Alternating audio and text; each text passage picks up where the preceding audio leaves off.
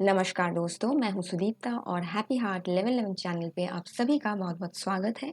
और आज मैं फिर से एक नए टॉपिक में आप सभी के साथ बात करने आई हूँ, जो कि आपके माइंडसेट को चेंज करेगा ताकि आप अपने लिए एक बेहतर लाइफ क्रिएट कर सकें। सीधा चलते हैं कि आज का टॉपिक क्या है। आज का टॉपिक है beware of your blood relatives. Beware of your blood relatives. चलिए चलते हैं आगे और डिकोड करते हैं इस टॉपिक को। तो beware of your blood relative से मतलब है मेरा कि अपने जो खून के रिश्तेदार हैं यानी खून के रिश्ते हैं उनसे ज़रा बच के रहिए। अब आगे चल के आपको ये बात समझ आएगी कि मैं ऐसा क्यों कह रही हूँ और किन बातों से आपको या बातों का ध्यान रखना है जब आप अपने जो है खून के रिश्तेदार या जो भी आपके रिश्तेदार हैं उनसे डील कर रहे हैं अपने डे टू डे लाइफ में या इन जनरल। दोस्तों, आप सभी ने सुना होगा कई सारे ऐसे केसेस जहाँ पे खुद के ही बहुत क्लोज ब्लड रिलेटिव्स ने ही घर का कोई बच्चा है जिसकी गवर्नमेंट जॉब लगी, और ये न्यूज़ मैंने यूट्यूब में ही किसी स्टूडेंट्स की देखी थी कि जहाँ उनका सब कुछ क्लियर हो गया है, गवर्नमेंट का फाइनल मतलब इंटरव्यू हो गया, कॉल लेटर आ गया, सब कुछ क्लियर हो गया, और उसी समय उनको पता चलता है कि उन्हीं के किसी ब्लड रिलेटिव ने उनके खिलाफ कोई जो है केस दर्ज कर दिया है, उनके अगेंस्ट कोई जो है क्रिमिनल केस दर्ज हो रखा है, जिसके कारण उनका जो ज्वाइनिंग है वो रुक जाती है। और ये ऐसा नहीं है कि किसी शहर के घरों में हुआ है, ये गाँव में जहाँ लोग अपने रिश्तेदारों के बिल्कुल आस-पास ही रहते हैं, वहाँ पे हुआ है। मैं किसी लड़के का वीडियो देख रही थी, वहाँ उसने इस तरीके की बात बोली थी कि मेरे ही किसी रिश्तेदार ने जो है मेरे ऊपर कोई केस या कुछ क्रिमिनल एक्ट ऑफेंस करने के उसमें की वजह से मेरे ऊपर केस कर दिया, और उसके वजह से आपका ऑब्वियस सी बात है आपकी जो पूरी जो रेपुटेशन है वो ख़राब हो जाती है, और उसके चक्कर में आपका जो है जॉइनिंग रुक जाती है गवर्नमेंट जो जॉब्स हैं उनके केसेस में। अब सवाल ये होता है कि आप जो कि अपना आप को खून का रिश्तेदार बोलते हैं या किसी के ब्लड रिलेटिव्स हैं, आपका तब भाईचारा और आपकी तब रिश्तेदारी कहाँ जाती है जब आप अपने ही किसी रिलेटिव के बच्चे के साथ उसके ताकि आगे तरक्की ना हो या कि वो जो है कुछ उसके पेरेंट्स का नाम रोशन कर सके, उसको रोकने के लिए आप इस तरीके की हरकतें करते हो। और वो भी कहाँ पे हो रहा है, देखो विलेजेस में हो रहा है, क्योंकि शहर वालों के लिए तो ये कहा जाता है कि भाई ये लोग तो रिश्तेदारों से दूर ही रहते हैं, न्यूक्लियर फैमिली में रहते हैं। तो इस पूरे एपिसोड या इस पूरे जो इंसिडेंट को यहाँ लाने का मेरा जो मेन पॉइंट ये है कि जो रिश्तेदार होते हैं वो किसी के भी आप ये नहीं कह सकते 100% आप उन पे ब्लाइंड बिलीव करेंगे। दुनिया में इतने हज़ारों बिलियंस लोग हैं, मतलब कितने सारे लोग हैं, 8 बिलियन लोगों की पॉपुलेशन है, उसमें किसी को किसी से ज़्यादा मतलब इतने सारे लोगों में किसी से कॉम्पिटिशन फ़ील नहीं होता। लेकिन अपने ही ब्लड रिलेटिव्स यानी अपने ही खून के रिश्तेदारों से ही सबको लगता है, उनके बच्चों से सबको लगता है कि यही मेरे सबसे बड़े कॉम्पिटिटर हैं, एनिमीज़ हैं। इनके साथ तो मेरा पता नहीं कौन-सा मतलब झगड़ा है, या इनसे ही मुझे आगे रहना है। भले ही उनसे बेहतर कई सारे लोग हैं जिनसे आप कम्पीट कर सकते हैं, अगर आपको कॉम्पिटिशन की इतनी ही पड़ी है तो। तो ये जो स्पर्धा या एक कॉम्पिटिटिव अनहेल्दी कॉम्पिटिटिव माइंडसेट होता है, वो मैंने तो बचपन से ही लोगों के बीच देखा है, मतलब मैं एल्डरली लोगों के बीच में देखती आई हूँ, जहाँ वो अपने बच्चों को ऊपर उठाने के लिए, दूसरों को गिराने के लिए कोई कसर नहीं छोड़ते। और ये किसी रीजन स्पेसिफिक में नहीं है कि कोई भी यहाँ आके बोले कि भैया हमारे स्टेट में तो ऐसा नहीं है, हमारे तो बहुत भाईचारा है, कहीं नहीं चलता। क्योंकि आप ये देखिए कि जो मुकेश जो धीरूभाई अंबानी हैं, उनके भी जो 2 बेटे हैं, खून के मतलब अपने सगे बेटे हैं, उनके बीच में भी बँटवारा हो ही गया था एक टाइम के बाद। वो उनको एक टाइम के बाद फ़ील हो गया था कि मेरे को अपना कंट्रोल चाहिए। हर कोई क्या चाहता है कि मेरी लाइफ़ में मेरा कंट्रोल होना चाहिए, जो चीज़ मैं कर रही हूँ या कर रहा हूँ, वो पूरी तरीके से मेरे मुताबिक होनी चाहिए। और सिर्फ़ ब्लड रिलेटिव्स होने का मतलब ये नहीं है कि आपके सोच और विचार हर एक ब्लड रिलेटिव से इस बेसिस में मिलेंगे ही मिलेंगे, क्योंकि वो आपके खून के रिश्ते हैं। कई बार इनफैक्ट खून के ही जो रिश्ते हैं आपको धोखा दे देते हैं, और आपको पता भी नहीं चलता है। कुछ लोग इतने भोले होते हैं, कुछ लोगों के माँ-बाप इतने भोले होते हैं, उनको लगता है कि बस सब तो अपने ही हैं और उनके लिए वो सब कुछ न्योछावर करते चले जाते हैं, सारी बातें अपने घर की उनको बताते चले जाते हैं, अपने बच्चों की बातें उनको सब बताते चले जाते हैं और वो खुद अपने बारे में एक पॉइंट भी नहीं बताते हैं। मतलब अपने बच्चे का ना वो कभी बोर्ड्स के मार्क्स बताएँगे, ना कहाँ उसका क्या सिलेक्शन हुआ वो कभी बताएँगे, कैसे उन्होंने तैयारी करी वो तक भी नहीं बताएँगे, कौन से कोचिंग सेंटर से। पर आपसे सारी इन्फॉर्मेशन निकाल ली जाएगी क्योंकि आपको कुछ ज़्यादा ही भोले माँ-बाप मिले होते हैं। तो ये चीज़ जो है किसी को हार्म नहीं करेगा, आपको हार्म करेगा। अगर आपके अंदर इतनी इमोशनल इंटेलिजेंस आज के टाइम में भी या आप अगर माँ-बाप बन चुके हैं तभी भी आपके अंदर डेवलप नहीं हुई है। भाईचारा, ब्रदरहुड एक अपनी जगह है और प्रैक्टिकल होना एक अपनी जगह है, ठीक है? एक लिमिट, बाउंड्रीज़ हर किसी एक रिश्ते में आपको सेट करनी पड़ती है। आप सोच रहे हैं कि आपके सब अपने ज़रूरी नहीं है कि जिनको आप अपना समझ रहे हो वो भी आपके लिए वैसी ही भावना रखते हैं। हर कोई अगर ऐसी भावना रखते तो हमारी जो एल्डरली टाइम्स मतलब जो एल्डरली टाइम्स कह रही हूँ मतलब जो एंशिएंट टाइम्स से भाई-भाइयों में, बहन-बहनों में, भाई-बहनों में बेसिकली जो ये प्रॉपर्टी को लेकर इतना झगड़ा हो जाता है और बड़े-बड़े घरों से लेकर छोटे-छोटे घरों में, किसान के घर से लेकर बिज़नेसमैन तक और सर्विस क्लास बैकग्राउंड में भी लोग प्रॉपर्टी के लिए अपने ही भाई-बहनों को जो है नीचे गिराने में और उनके अगेंस्ट केस फाइल करने में और बहुत सारे झूठे इल्ज़ाम लगाने में और षड्यंत्र रचने में या कॉन्स्पिरेसीज़ रचने में बाज़ नहीं आते हैं और ये चीज़ हम सब जानते हैं। कोई ऐसा नहीं है इसमें कि पहले के जनरेशन में नहीं होता था, आज होने लग गया है या उससे पहले। ये तो हम मतलब एंशिएंट हिस्ट्री के टाइम से जानते आ रहे हैं कि हर कोई चाहता है कि मेरा जो है मेरे क्या बोलते हैं क्लैन में या मेरी कम्युनिटी में मेरे जो है एक टेरिटरी में मेरा ही ज़्यादा जो है वर्चस्व रहे, मेरा ज़्यादा बोला बाला रहे या मेरी ज़्यादा हुकूमत चले। अब चाहे वो क्या कहते हैं स्टे उसमें देख लीजिए आपके किंग्स के फैमिलीज़ में देख लीजिए, रॉयल फैमिलीज़ में देख लीजिए या आप चाहे एक नॉर्मल फैमिली में देख लीजिए। और कुछ लोग इसमें बोलेंगे कि हमारी वैसे तो संस्कृति ऐसी नहीं है क्योंकि हमारी संस्कृति में तो रामायण में लोग ने मतलब राम जी ने राजगद्दी तक छोड़ दी थी अपने जो है अपने स्टेप मदर की उसके लिए खुशी के लिए और अपने भाई को और उनके खुद के जो स्टेप ब्रदर थे मतलब जो भरत जी थे उन्होंने भी कभी उस राजगद्दी में वो बैठे नहीं 14 साल तक। लेकिन वो एक आइडियल सिचुएशन है, ठीक है? कि ऐसा होना तो चाहिए था, पर क्या दोस्तों ऐसा रियलिटी में होता है? क्या आपने अपने दादाजी, दादी जी के टाइम से भी ऐसा कभी सुनते हुए आए हो कि मतलब अ, रिश्तेदारों में बहुत घनिष्ठ जो है रिश्ते हैं और सब एक-दूसरे के लिए अच्छी भावना रखते हैं? अगर ऐसा होता तो आपको नहीं लगता कि एक जॉइंट फैमिली सिस्टम पीढ़ी दर पीढ़ी चलती जानी चाहिए थी? अगर इतना ही वो जो है पीसफुल और जो है प्योर और हार्मोनियस एनवायरनमेंट होता है। तो ऐसा क्योंकि नहीं है, अब इतना जो इंट्रोडक्शन मैंने दिया ये इसलिए दिया क्योंकि कुछ लोग ये सोचते हैं कि नहीं अपने तो अपने होते हैं, ये तो हमारा वासुदेव कुटुंबकम का एक हमारे इंडिया में कल्चर है और सब अपने ही भाई-बहन हैं।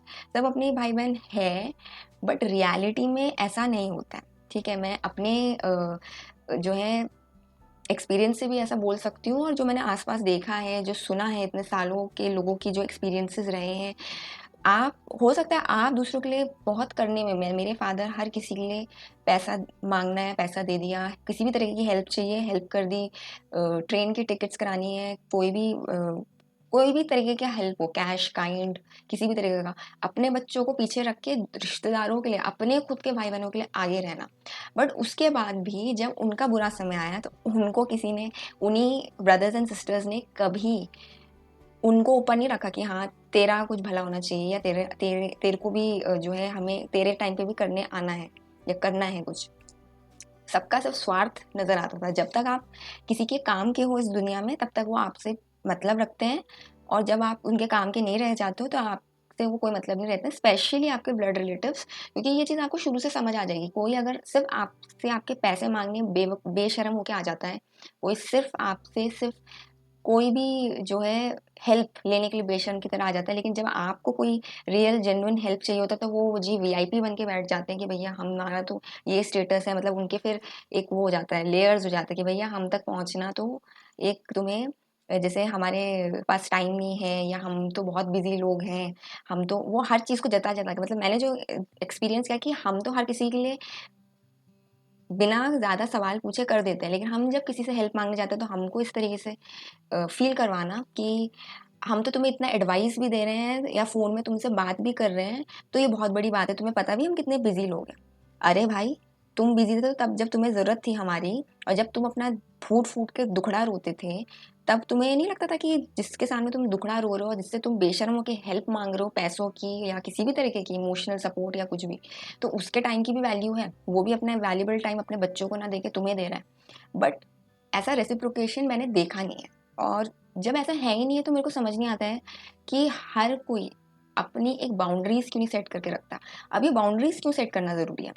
फर्स्ट थिंग तो ये है कि आपकी तरक्की से किसी को कोई फ़ायदा नहीं है और किसी को कोई जो है किसी को इच्छा भी नहीं है कि आप आगे बढ़ो लाइफ में। रिलेटिव्स की बात कर रही हूँ, सबके मुंह बने रहते हैं। जैसे आपको लगता है ना, उनको लगता है कि अरे आप थोड़ा उनसे ऊपर की तरफ जा रहे हो। जब तक आप उनसे नीचे हो तब तक आपको खूब हो सकता है आपका रोना भी सुन ले, आपको खूब पूछे। पर जैसे ही आप उनसे ऊपर जाने लगोगे तो जैसे उनकी जो है आपकी प्रॉपर्टीज़ को लेके, आपके पैसों को लेके, आपके बच्चों की तरक्की या उनके एकेडमिक्स में वो कुछ अच्छा करे तो उसको देख के वो चिढ़ते ही हैं। भले ही कुछ भोले माँ बाप उस चीज़ को देख नहीं पाते हैं, बट सब समझ आ रहा होता है। जिनकी मतलब कहते हैं ना कि जिसका सिक्स सेंस शार्प होता है, मतलब एक्टिव होता है, उनको सब दिखाई दे रहा होता है अंदर क्या चल रहा है। माइक्रो एक्सप्रेशन से सब समझ आता है किसी की एक्चुअल इंटेंशन क्या है। और इसमें हमको क्या करना चाहिए, ब्लड रिलेटिव से हमें सावधान कैसे कैसे हम रह सकते हैं। पहली चीज़ तो अगर आप पेरेंट्स हैं, कपल हैं, तो और आप घर बनाने की सोच रहे हैं, तो मेरा ये एक खुद मैं जैसे बड़ी हुई हूँ जिस एनवायरनमेंट में, और खुद जैसे मैंने अपने पेरेंट्स को देखा है, उनके पास दूसरों के लिए इमोशंस बहुत थे, लेकिन अब एक होता है ना कि आपको रैशनल होना पड़ता है कि प्रैक्टिकल कहाँ होना है और इमोशनल कहाँ होना है और कितना होना है, वो नहीं था उनके पास।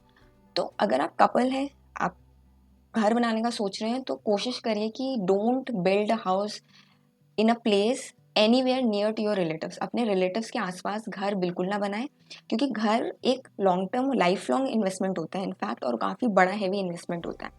अब घर रिलेटिव्स के आसपास बनाने से एक तो कांस्टेंट उनका इंटरफेरेंस, उनकी ताका झाकी, उनका टोका टोकी और उनका इन्फ्लुएंस आपके माइंड को बिल्कुल, जिसे कहते हैं ना कि डेड कर देगा। एक नेगेटिव इन्फ्लुएंस आपकी लाइफ में रहेगा हमेशा। कई कपल्स के तो बीच में लड़ाइयाँ भी इसी वजह से होती हैं, क्योंकि उनके रिलेटिव्स जैसे अकेले अकेले में एक एक को ले जाके कुछ ना कुछ एक दूसरे के बारे में बोल देना उनको, और लड़ाइयाँ लगवाना, और अपने फेवर में चीज़ें करवाने के लिए उनके बीच में जो है आर्ग्यूमेंट्स को वो करना, आर्ग्यूमेंट्स को जन्म देना उनके बीच में, तो वो फिर उनके बीच में काफ़ी लड़ाइयाँ रहती हैं।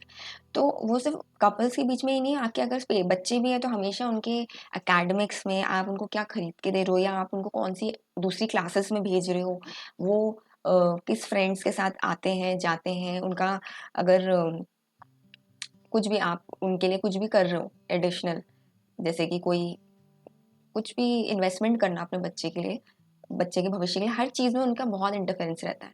क्योंकि क्या होता है, जब आपके रिश्तेदार होते हो तो कई चीज़ों में आप मना नहीं कर पाते हो, और जब आपको पता है कि आप लोगों को मना नहीं कर सकते, you can't say no, you have this problem with saying no to people, that मुझे तुमसे हर बात शेयर नहीं करनी या हर बात तुमसे मैं पूछ के नहीं करूँगा या करूँगी। तो बेटर है कि आप अपना घर, जो कि आप नहीं चाहते कि सिर्फ घर रहे, अगर वो एक फैमिली बने, तो आप अपने रिलेटिव से प्लीज़ उसको एक ही बार में दूर कहीं बनाइए। क्योंकि कई लोग बोलेंगे कि ये तो फूट डालने की बात बोल रहे हो, फूट डालने की बात नहीं, फूट तो आपकी फैमिली में, यानी जो हस्बैंड वाइफ है उनके बीच में डाल ही देंगे आपके रिश्तेदार कुछ ना कुछ बोल के। और कहते हैं ना कि दूर का जितना रिश्ता होता है उतना उसमें रिस्पेक्ट, उतना उसमें प्यार, उतनी आपकी वैल्यू ज़्यादा होती है, ज़्यादा दिन जब आप साथ में रहते हो और 5 बर्तन रह के एक दूसरे के साथ खनक खनक के इतनी आवाज़ें करते हैं कि वो रिश्ता तो कम बट वो दुश्मनी ज़्यादा बन जाती है। एक दूसरे को छोटी छोटी चीज़ के लिए तंग करना, किसी ना किसी वे में परेशान करना, और वो डायरेक्टली नहीं होती है, वो बहुत इनडायरेक्ट होती है। वो जो लोग विलेजेस में रहते हैं, स्पेशली जिनके आसपास सारे उनके रिलेटिव्स रहते हैं, मामा चाचा ताऊ और सारे लोग, उनको पता है अच्छे से कि उनका क्या प्रॉब्लम है। मतलब आप सोचो कि अगर उनको ये इश्यूज हैं, तो मैं तो फिर भी मतलब सिटी में बड़ी हुई हूँ, तभी भी मैंने बहुत इस तरीके के इंटरफेरेंस देखे, क्योंकि मेरे पेरेंट्स ने कभी मतलब मेरे फादर ने स्पेशली, क्योंकि इसमें फादर का बहुत बड़ा रोल होता है, हेड ऑफ द जो फैमिली है, जो हस्बैंड है, उसको ये डिसीजन यानी स्ट्रॉन्ग डिसीजन लेना बहुत ज़रूरी है कि वो रिलेटिव से अपनी फैमिली को, उसकी फैमिली अल्टीमेटली, आप चाहे एक्सपेक्ट, आप इस चीज़ को डाइजेस्ट करो ना करो, एक लड़के की फैमिली आफ्टर मैरिज आपकी वाइफ और आपके बच्चे ही होते हैं, आपके पेरेंट्स भी नहीं होते। जैसे लड़की को अपना घर पेरेंट्स छोड़ने पड़ते हैं, तो प्रैक्टिकली आप देखो जो सुखी कपल्स हैं उसमें लड़के को भी अपने घर का पेरेंट्स को छोड़ के अलग रहना पड़ता है। आप इसको प्रैक्टिकली खुद देख लो, पहले किचन अलग होता है, फिर फ्लोर अलग होता है, उसमें भी बात नहीं बनती तो फिर वो अलग ही हो जाते हैं, और काफ़ी मतलब बहुत ही लड़ाई झगड़ा करके वो लोग अलग होते हैं। तो क्यों ना आप ऑलरेडी एक अलग सेपरेट सेटलमेंट में रहिए, दूर रहिए, क्योंकि उससे आपकी लाइफ में जो है ये जो आए दिन के छोटे छोटे इश्यूज़, क्योंकि छोटे छोटे इश्यूज़ जब आपके रिलेटिव्स आपकी लाइफ में क्रिएट करते हैं, बच्चे को ये पढ़ाने की क्या ज़रूरत है, बच्चे को ये खरीद के देने की क्या ज़रूरत है, बच्चों को ऐसी क्लासेस में भेजने की क्या ज़रूरत है, हमने तो अपने बच्चों को नहीं भेजा, तुम्हें अपने बच्चों के लिए भले ही आपके यहाँ 50 डिग्री टेम्परेचर भी हो, एसी भी लगवा के देना पड़ेगा, एसी क्यों दे रहे हो उनको, आगे नहीं मिला तो क्या होगा, अरे इनको लड़की है तो उसको पढ़ाने की क्या ज़रूरत है, उसकी जल्दी शादी क्यों नहीं कर देते।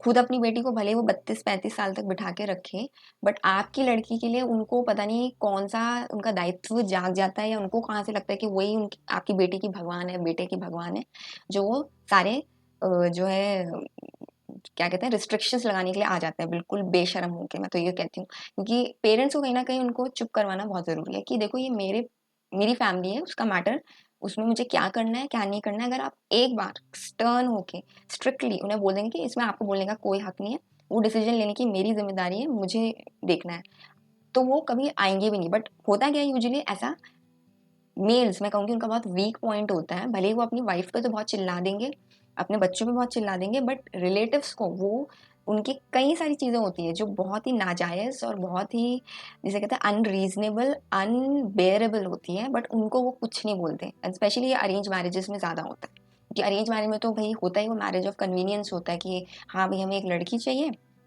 और हमें अपना वंश चलाना है, तो उससे आपका इमोशनल तो कोई अटैचमेंट छोड़ो, मतलब इमोशनल अंडरस्टैंडिंग तो ज़ीरो होती है, वो तो एक जस्ट एक सेटिंग होती है कि भाई हाँ चलो करते हैं क्योंकि सब कर रहे हैं। तो उस केस में ये चीज़ें ज़्यादा मैंने देखी है। हालांकि लव मैरिज में भी अब डिपेंड करता है कि आपने क्या सोच के वो मैरिज करी है, सिर्फ फिजिकल अट्रैक्शन और पैसे के लिए करी है, या सच में आपकी इमोशनल अंडरस्टैंडिंग है एक दूसरे के लिए, तो that depends, that's a different topic. But क्योंकि आप नहीं बोल रहे हो तो बेटर है कि आप एक सेपरेट सेटिंग्स में रहिए, सेपरेट थोड़ा दूर रहिए उनसे। और दूसरी चीज़ है कि हर चीज़ के लिए उनसे सजेशन लेना कि क्या मैं अपने बच्चे को यहाँ पढ़ा लूँ, या क्या मैं उसको ऐसा उसको जो है इस चीज़ में उसके इन्वेस्ट करूँ ना करूँ, ये खरीद के दूँ ना दूँ, हर डिसीजन अपनी लाइफ का, या मेरी वाइफ ऐसा कह रही है तो क्या मुझे ऐसा करना चाहिए या नहीं करना चाहिए, ये जो है दोनों को ही, चाहे वो हस्बैंड है या वाइफ है, उसको अपने साइड के रिलेटिव से नहीं पूछनी चाहिए। क्योंकि आप आफ्टर ऑल पेरेंट्स बने तो आपके अंदर इतनी मैच्योरिटी होनी चाहिए कि आप अपने खुद के डिसीजंस ले सकें। हर चीज़ के लिए आप दूसरों को बता के पूछ के करेंगे तो फिर आपका पेरेंट्स बनने का क्या मतलब हुआ। तीसरी चीज़ ये आती है कि अपने घर की हर एक छोटी छोटी बातें अपने रिलेटिव्स को, अपने भाई बहनों से, अपने पेरेंट्स से पूछना जो है सॉरी बताना बंद करिए। बताना मतलब कि अभी उसके जो हैं इतने मार्क्स आए हैं, उसके तो कम आए हैं, पता नहीं ये क्या करेगा या करेगी लाइफ में, मेरे को तो समझ नहीं आ रहा, अभी ये तो बिल्कुल बिगड़ गया है, बिगड़ गई है, जो है ये तो मुझे समझ ही नहीं आ रहा मैं इसे कैसे हैंडल करूँ, और ये तो बहुत शैतानी करती है या करता है, ये तो मेरे को मतलब अपने आप बच्चों की बातें या अपनी हस्बैंड वाइफ की बातें आप रिलेटिव्स को क्यों बताते हो। आपको क्या लगता है कि वो आपको कोई सोल्यूशन देंगे। मतलब मैंने अपने अ, बड़े होते हुए जितने भी लोगों को देखा है, कपल्स को देखा है कि वो अपनी जितनी बातें अपने रिलेटिव से शेयर करते थे ये सोच के कि शायद वो कुछ सोल्यूशन देंगे, वो कोई सोल्यूशन नहीं देते थे, और इनफैक्ट लास्ट में उनको यही सुनने को मिलता था, तो तुम्हें कुछ करना चाहिए था, तुमने करा क्यों नहीं, इसमें हम क्या करते हैं। उन्होंने कोई ओनरशिप नहीं लिया और ना ही कोई आपको सोल्यूशन बताया, ना आपकी कभी हेल्प करी। तो व्हाट इज़ द यूज़ कि आप हर एक चीज़, आपके बच्चा पढ़ने में बिगड़ नहीं अच्छा है, उसके मार्क्स कम आए, वो बिगड़ गया है या वो आपसे सुनता नहीं है, ये चीज़, या आपके हस्बैंड के साथ इस बात में लड़ाई हुई, या आपके हस्बैंड का ये एक प्रॉब्लम है, क्यों बता रहे हैं। आपको पता रहता है शुरू से कि कौन से रिलेटिव्स हैं जिनको मैं कुछ बताऊंगी या बताऊंगा तो वो आपको कुछ जिसे कहते हैं कि कुछ सोल्यूशन देंगे। जब वो सोल्यूशन देते नहीं, आपने 1 बार देखा, 2 बार देखा, 3 बार देखा, तो आप उनको क्या एंटरटेनमेंट कर रहे हो? वो तो सिर्फ़ मज़ाक उड़ा रहे हैं आपका। वो तो अपना दुःख बताते हैं और आपको लगता है और आप उनकी हेल्प कर देते हो फाइनेंशियली या किसी भी वे में। और आप भी उसको जब अपना कोई प्रॉब्लम सुनाते हो, तो मैंने ये तक सुना है लोगों को, रिलेटिव्स को बोलते हुए, "अरे अपनी सैड स्टोरी हमें मत सुनाओ please. We are getting depressed. मैं क्या करूँ इस चीज़ में? तुम्हें करना चाहिए था।" आई मीन हेलो, जब आपको प्रॉब्लम थी तो आप भी तो अपना जो है दुखड़ा बहुत रो रहे थे और आपकी हमने हेल्प करी थी फाइनेंशियली भी, जो कोई करता नहीं है रिलेटिव्स में, ठीक है? बट आप हमारे टाइम में इस तरीके से कर रहे हो कि हमको क्या पता, तुम कर लेते, तुम अपना खुद देख लेते। तो तुम भी अपना खुद देखो। तुम हमारे पास क्यों आ रहे हो अपनी प्रॉब्लम्स लेके? तुम्हारे फाइनेंस की प्रॉब्लम है, तुम्हारे रिश्तेदारों में प्रॉब्लम है, तुम्हारे खुद के इन-लॉज़ के साथ प्रॉब्लम है। तो ये चीज़ें जब आपको दिखाता है इंसान, आपका रिलेटिव दिखाता है, तो आप उसको क्यों मुँह लगाते हो? मुझे तो ये समझ नहीं आता। आप क्यों उसको हर चीज़ बता रहे हो अपनी घर की? और किसका बच्चा है जो टीनेज में परेशान नहीं करता, या वो जो है बिगड़ता नहीं है या रिबेलियस नहीं होता? हर एक बच्चा, आप खुद भी जब बच्चे रहे होंगे तो बचपन में वो शैतानी करता है, चीज़ें तोड़ता-फोड़ता है, अपनी मनमानी करता है, और एक टीनेज के टाइम में वो चेंज होता है बहुत। उसको एक अडल्ट होने तक का जो उसका सफ़र होता है, उसमें वो बहुत सारे चेंजेस के थ्रू गुजरता है। वो तो अंडरस्टूड है। वो तुम्हारे रिलेटिव का बच्चा हो, तुम्हारा बच्चा हो, या किसी बिल गेट्स का बच्चा हो, उन सब ने उस पीरियड को देखा है अपने बच्चों का। उसका अपने रिलेटिव से डिस्कस करके या बच्चों की बुराई करके कुछ नहीं होने वाला कि ये ऐसा है, वो वैसा है। जैसे जो मेरा कल का वीडियो था, वो था बर्थ चार्ट या अपने प्रिडिक्शंस लेना। कई लोग अपने बच्चों का नेटल चार्ट भी अपने रिलेटिव्स के साथ डिस्कस करते हैं कि इसका तो ये चीज़ ना अच्छा नहीं है, इसका सन अच्छा नहीं है, इसका मून अच्छा नहीं है, इसका ये प्लैनेट अच्छा नहीं है, वो प्लैनेट अच्छा नहीं है। अरे आप उनको क्यों बता रहे हो? वो उस चीज़ को यूज़ करके, उस इन्फॉर्मेशन को आपके बच्चे के अगेंस्ट यूज़ करके आपको इन्फ्लुएंस कर देंगे। आपका रिश्ता आपके बच्चे के खिलाफ कर देंगे, खराब कर देंगे। हर चीज़ थोड़ी बताई जाती है अपने रिलेटिव्स को। जो बुरी है, तो आप उसे ठीक नहीं कर पा रहे हो, तो आपके रिलेटिव क्या ठीक करेंगे उस चीज़ को? अगर आप अपने बच्चे को अच्छे संस्कार नहीं दे पा रहे हो, उनको पढ़ने के लिए मोटिवेट नहीं कर पा रहे हो, अच्छा एनवायरनमेंट नहीं दे पा रहे हो, खुद आपस में लड़ते रहते हो पूरा दिन, तो आपके रिलेटिव क्या कर लेंगे उसमें आके? इसमें तो कॉमन सेंस की बात है ना। तो तीसरा ये है कि प्लीज़ सारी चीज़ें अपने घर की, अपने रिलेटिव्स, अपने चाहे आपके ब्रदर्स एंड सिस्टर्स हों, चाहे दूर के कोई रिश्तेदार हो, आपके खुद के पेरेंट्स भी कुछ क्यों ना हो, मत शेयर करिए, क्योंकि कोई किसी के पास आपके प्रेजेंट प्रॉब्लम का सोल्यूशन नहीं है। उनका टाइम अलग था, आपका टाइम अलग है।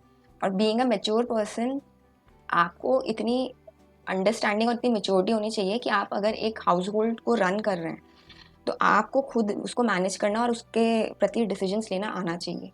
चौथी चीज़ होती है कि हर चीज़ के लिए जो है उनके घर में आना-जाना, या उनको अपने घर में इनवाइट करना, हर किसी रिश्तेदार को, आज ये आ रहे हैं, आज फलाँ बुआ आ रही है, आज फलाँ फूफा जी आ रहे हैं, फलाँ मामा जी आ रहे हैं। इनफैक्ट कई केसेस में तो उनके दूर के पता नहीं कौन से बुआ जी, कौन से चाचा जी, कौन से क्या, वो आ जाते हैं, या बुआ जी के ससुराल वालों के ससुराल वाले भी आ रहे हैं। मतलब क्या मतलब आप उनको क्यों एंटरटेन कर रहे हो? क्यों अपने घर में एक धर्मशाला खोल रहे हो? What are they going to give?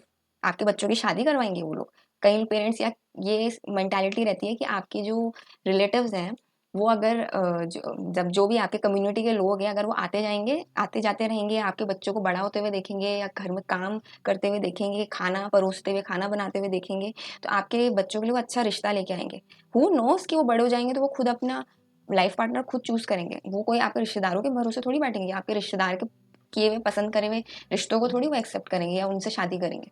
शादी एक पर्सनल डिसीजन होता है, उसमें रिश्तेदारों का इन्वॉल्वमेंट तो ज़ीरो होना चाहिए, क्योंकि वो आपके रिश्ते को बचाने तो कभी भी नहीं आते हैं, या इंटरफेयर कभी भी नहीं करने आते हैं उनके जो कराए हुए रिश्ते होते हैं, जब वो खराब होने लगते हैं। तो ये एक एंटिसिपेशन के लिए आप घर का माहौल, क्योंकि जब वो आते जाते रहते हैं आपके घर में, कभी आपके बच्चे का बोर्ड का एग्जाम है, कभी आपके बच्चे का कुछ है, कोई ना कोई एग्जाम चल रहा है या प्रिपरेशन चल रही है, वो आके एक तो आपसे इन्फॉर्मेशन निकालते रहेंगे, तुम्हारा बच्चा भी क्या कर रहा है, अच्छा ये कर रहा है, इसमें तो बहुत कंपटीशन है, अरे इसमें ये कर लेता, ये ना करके, ये तो साइंस क्यों नहीं ली, तुमने तो कॉमर्स ले ली है, तुमने कॉमर्स क्यों, मतलब आर्ट्स क्यों ली, तुम कॉमर्स ही ले लेते एटलीस्ट, कॉमर्स लिए है तो तुम मैथ्स तो ले लेते एटलीस्ट। हर चीज़ में वो आपके माइंड में जो है जो एक होता है ना, आपके डिसीजन के प्रति नेगेटिविटी भरते चले जाएंगे। करना उन्हें कुछ नहीं है, वो हेल्प नहीं करेंगे, लेकिन हाँ आपके नुक्स निकालना। और कई रिश्तेदार तो आके बॉडी शेमिंग करते हैं बच्चों की कि तुम बड़े हो तो रहे हो, लेकिन तुम अपनी माँ के जैसे इतने गोरे नहीं हो, तुम अपने पिताजी के जैसे इतने लंबे नहीं हुए, थोड़े लंबे हो जाते तो अच्छा होता, तुम्हारे बाल थोड़े कम हैं, तुम्हारे बाल तो बहुत ही ज़्यादा है, तुम मोटे बहुत हो गए हो, तुम पतले कितने हो, बाप रे, तुम खाना नहीं खाते हो क्या, तुम्हारे तो स्किन में देखो क्या हो गया। मतलब पूरा जैसे ब्यूटी कॉन्टेस्ट तो जज करके ये रिश्तेदार ही आए हैं, और इन्होंने तो कितने जो है मिस यूनिवर्स और मिस वर्ल्ड इन्होंने ही जो है बनाए हैं इस पूरी दुनिया में। खुद अपनी ये लोग शक्ल नहीं देखते, खुद अपने अंदर इतनी इनसिक्योरिटीज़ हैं जिसको छुपाने के लिए ये दूसरों को नीचा दिखाते हैं, दूसरों की बेइज्जती करते हैं, दूसरों को गलत बातें करते हैं ताकि दूसरा अगर लो फील करे तो ये अच्छा फील कर सके। इस लेवल के ये टॉक्सिक रिलेटिव्स होते हैं। तो इससे आपका जब बच्चा ये सब सुन सुन के बड़ा हो रहा होता है, उसका जो है ना पूरा सेल्फ कंसेप्ट इतना लो होता है, सेल्फ एस्टीम इतना लो होता है कि यार मेरे को एक तो रिश्तेदार इतनी खराब बातें बोलते रहते थे, मेरे माँ बाप भी उनके साथ बैठ के मेरी ही बुराई करते थे, और मेरे को ही जो है कभी मेरे लिए डिफेंड और स्टैंड भी नहीं लिया। अगर आप इन्हीं रिश्तेदारों के बच्चों को कुछ बोल दो ना जरा से कि तुम्हारा तो ये ऐसा है या वो वैसा है, तुमने तो कितने कम मार्क्स लाए, इनके माँ बाप लड़ने के लिए आ जाएंगे आपके माँ बाप के साथ कि तुमने हमारे बेटे या बेटी के लिए ऐसा बोला कैसे। मतलब they can take stand but your parents can't take stand, कि छोड़ो ना वो तो रिश्तेदार है, वो बोलते रहते हैं। क्यों बोलते रहते हैं? जब वो अपने बच्चे के बारे में ऐसी बातें नहीं सुन पा रहे हैं तो आप अपने बच्चे के बारे में पहली बात तो उनके साथ बुराई क्यों कर रहे हो, और उनको एंटरटेन क्यों कर रहे हो अपने घर में, अगर आपको पता है कि वो आपके घर में आके यही सब नेगेटिव बातें करते हैं। तो इस तरीके के बाद उसकी बेटी वहां भाग गई, उसका बेटा तो ये हो गया, उसकी तो शादी टूट गई, उसका उनकी बातें इसी तरीके की रहती है। आजकल तो ऐसा हो रहा है, आजकल तो वैसा हो रहा है। आजकल जैसा दोस्तों कुछ नहीं होता। मैंने ये देखा है कि पहले के टाइम में भी लोग बिगड़े हुए थे, और आज के टाइम में भी, और आने वाले टाइम में भी रहेंगे। और पहले के टाइम में भी लोग पढ़े लिखे और अच्छे विचारधारा वाले स्पिरिचुअल लोग थे, आज भी हैं और कल भी रहेंगे। तो ले दे के बात ये है कि जो अच्छे और बुरे लोग हैं दोनों को एग्जिस्ट करते हैं और हर टाइम पे करते हैं। ऐसा कुछ नहीं है जो आजकल बोल रहे कि जेनजी ऐसा है, मिलेनियल्स ऐसे थे, जेनेक्स ऐसा था, वो ज्यादा संस्कारी थे ये कम संस्कारी थी, ऐसा कुछ नहीं है। हर जनरेशन को दोनों तरीके के लोग मिले हैं। अब ये डिपेंड करता है कि आप अपना स्वार्थ जिसमें देख रहे हैं तो आप उसकी बुराई करना शुरू कर देते हैं। तो बेसिक बात है कि जो फोर्थ था कि आप अननेसेसरी अपने जो रिलेटिव्स हैं जिनका आपकी ज़िंदगी में कोई पॉजिटिव मतलब कोई मटेरियल योगदान तो छोड़ो, मेंटली भी आपको परेशान कर देते हैं, आपको जो है अपनी लाइफ में डाउट करने पे मजबूर कर देते हैं, इनको अननेसेसरी मत इनवाइट करो यार। अगर इनको कहीं घूमने जाना है तो आप खुद अपना होटल बुक कराइए और रहिए अपने पैसों पे, और खाइए पिए, बिल अपने खुद पे करिए और घूम के जाइए। मतलब कई जगहों में ऐसा होता है कि उसको रिलेटिव्स जिनकी आपने कभी शक्ल नहीं देखी, कभी आपने सुना नहीं, वो इसलिए आते हैं आपके पास आपका जो है कास्ट या आपका जो सरनेम है उससे रिलेट करके, ताकि उनको फ्री में घूमने को मिले, रहने की जगह मिल जाए। विच इज़ लाइक हम कोई आपके होटल खोल के बैठे हैं क्या? और चलो आपको होस्ट भी कर दिया, अतिथि देवो भवो का है, तो कम से कम तुम भी तो एक गेस्ट होने का अपने अंदर एक एटिकेट्स और कर्टिसी मेंटेन करके रखो। तुम अपने आप को हमारे सर पे ना मतलब हमारे सर पे बैठ के नाचने क्यों लग जाते हो?